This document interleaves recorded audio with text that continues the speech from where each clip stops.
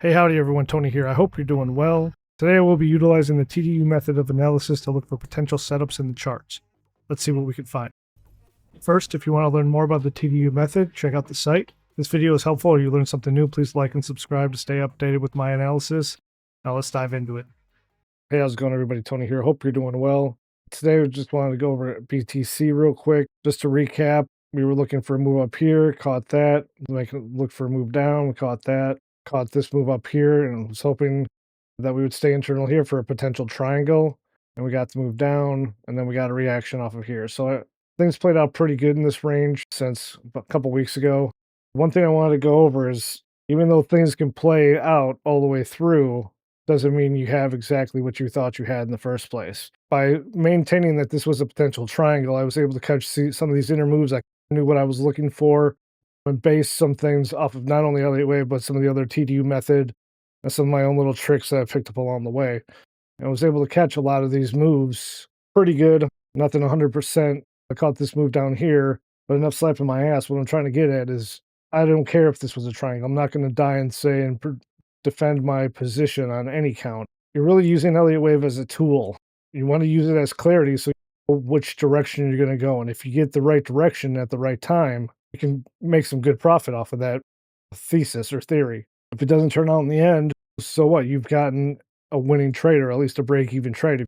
So all that being said, what are we dealing with here? I think we did have cause and we had a lot of context clues that said that this was a potential triangle. It hasn't worked out. I think we still have till we get up to the 88, prove that it's done. But this move down, ideally we would have gotten some clarity with this move in the form of an impulsive move. This could have been a truncation and we're starting a new wave up. But I think what we got is some more three-wave moves. And when you get, as I stated on X or whatever before, zigzags are the bane of all existence for Elliott waivers. I mean, they're good because they're the most common pattern you can find in the market is a zigzag. They're most of the patterns that revolve or that are within Elliott Wave deal with zigzags.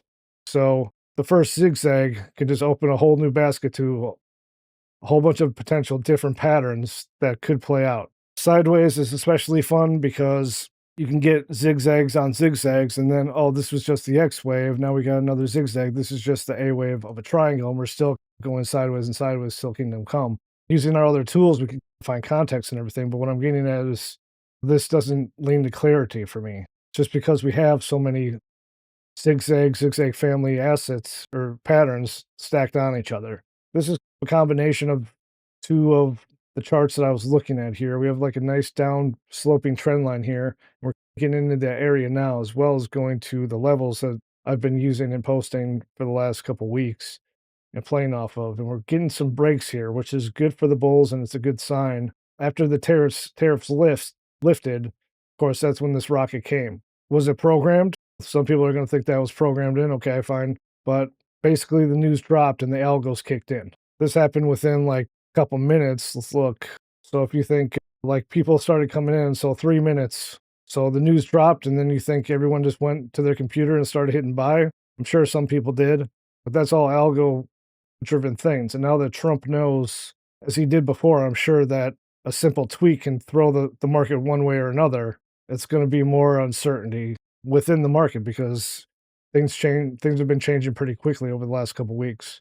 With that uncertainty, I mean, as you can see, it's been nice and volatile, and we've been getting some nice moves here, which is great if you can catch them and get on the right side at the right time. I'm sure people that keep trying to catch the bottom, if they've tried for this one, it's a pretty good one so far. But every time they've tried to catch the bottom here, they've been stopped out. So this level has been swept here, and now we have to see what's going on. And in the bigger markets, we did get this swift move up, but I think we still have a little bit of uncertainty as to where we really are in the count. And I'll kind of dig into that. But I think this section is getting a little too long already. I think we just did a little breach above. We still have some corrections down and swift moves up on the smaller time frame. So we could keep moving up here. We could get a little pop up here. I think that would be a nice spot to look for a possible retrace and a possible sweep down. But as long as we keep getting these corrections down or to the side on the smaller degree, I think we're still moving up. It's only when we start getting these breaks that we're going to start and we see a switch in the directions the corrections are pointing is when we're going to start looking down. Easier said than done, as you can see with this, the last couple days or weeks or whatever. There's pretty much zero chill, and you got to be there right at the right time, or you're not going to get the most ideal entry. So my main mantra or my main thought process is always, what's ES doing? Which way are they pointing? Or which way is ES pointing? It seems to be pointing up, and everyone's relieved, and everyone's thinks the bull's back on, which it could be. As an investor, always looking up. As a trader, always looking for clarity. I think we're getting closer to some clarity. If we can get another little pop up here, a retrace back down, and a correction back to this level, the 85 area that we've been watching for quite a while here, I think that's a good spot to look for a little bit of a dip. And then I'm going to start watching these levels to see where we are. If we dig just a little bit deeper down, I think we got 3-wave moves up. I don't think this finished as a nice looking impulse. We didn't get the overlap down here, so someone could say 1, 2, 3, 4, 5 if they wanted to. Not the most ideal structure, especially since we have a 3 up here, potential 3-wave down there. Looks like we're getting some 3s in here. So that would have me lead back to potential diagonal because of the zigzags, and we're going up and we're breaking highs and putting in higher highs and higher lows. Always a good thing. We're putting corrective moves up and we're putting corrective moves down. Pretty hard to go through and figure out exactly what you're doing or what's being played out because of which way we have these moves pointing. So for me, I think I'm looking for yet another correction down out of an area of interest. I think we are at that area of interest where we have some potential levels that we could play off of. If we do end up blasting up above here and everything looks nice and bullish, that's awesome. I'm looking for this level. I think it's being tested, this 85 area level, and getting a little spike up. And I don't think that would be 100% yet. We need that spike up and then retrace back to this level or these subsequent levels down here for a little bit more clarity and some more confluence to go off of. I think I've said too much, so I'm going to go ahead and move on to the next section. All right, some quick thoughts on ES here. I think last week we were in this area. Let me get my pointer on. So last week we were in this area. I was looking for a potential of a retracement up off of this level that was here. Didn't get that. We ended up dropping down to this other section we were watching, this little range oasis, as I called it. Got a nice bounce off and a nice hold of this level for now. And we got this huge pump up after the news back to some other levels of interest that we were looking at. I think we have to look at this as two different ways. One is that the market doesn't care about Elliott Wave, and we're going to head up no matter what. I had this as several different counts because I wasn't quite 100 that I could count this as a full-on diagonal or motive wave down. I kept it as both possibilities or a couple different corrective combinations here just in case. Keep an open mind, all that fun stuff. I think we have an ABC here, ABC up, ABC down, and then we get this move. There's another way you could count it if you think this is some impulse to go for a little truncation there. And we're just coming down to sweep this level before we got to move up. Now, I think we've all been fooled by these news pumps before, and this is the uncertainty that I was talking about before, is that one tweet by Donald Trump, and I think this is a big thing that he picked up on his last administration, was I can move the markets with my words and my actions. And now he's just fucking around and taking advantage of that. And of course, people are going to get pissed, but that's because they're not in the inner circle. It's messed up. It's manipulation. It is what it is.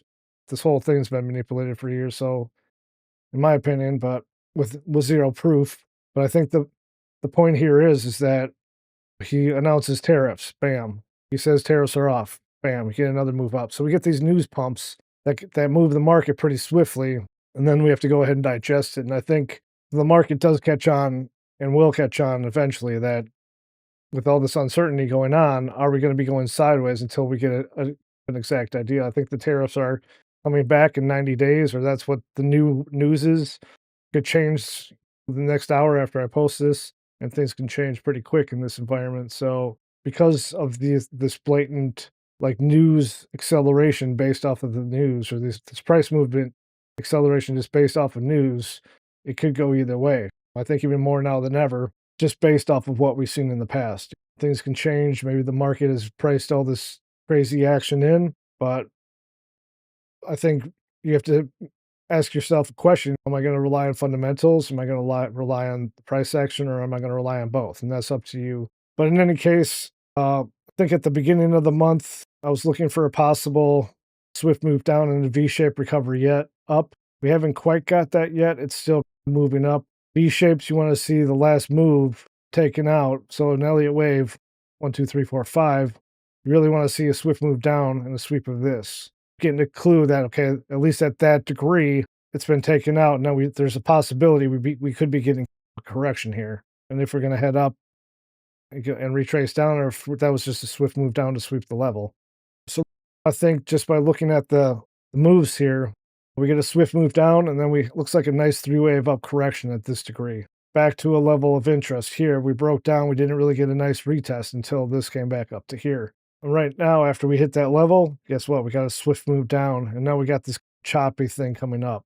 This could still go a couple ways here. This chop situations came up to another level of interest we've been watching, or that I listed in the last video, I believe, but we don't really have a clear move down here, so this could go a couple different ways. And then we got this. I still see impulses pointing up at this degree. Question is this the last move? Are we going to get another attempt at this level before we reject? These are things we have to think about. But if we just look at this as it is, as a three-wave move, we have a pretty good case here that this is just a zigzag move up. So the question is, how confident are we in that? And I think if you're bearish, I think this is not a bad spot. Look and weigh out a potential short entry. You can always wait until next week to see what really happens. You don't always have to jump in right when your gut tells you to, but I think this would be a good spot to consider if you're bullish or bearish at this point. With all that, with that swift move up and rejection, is this the correction and this is the next leg up, or was this it? Was this the move up and that we're looking for this? I mean, even at this degree here, you can see we three-wave move up, larger three-wave move up, and then another three-wave move up. So it's one of those questions. Sometimes Elliott Wave doesn't always have the right answer, and sometimes we have to wait for some clarification. So as far as the ES goes, I'm going to be watching this level here. It's all depending on when we get the open tomorrow and on Monday morning to see exactly what's going on. But I think flipping these levels and keeping the corrections pointing down and impulses up is what we have to do. And this isn't super convincing just based off of price action. We have a swift move down and a correction back up.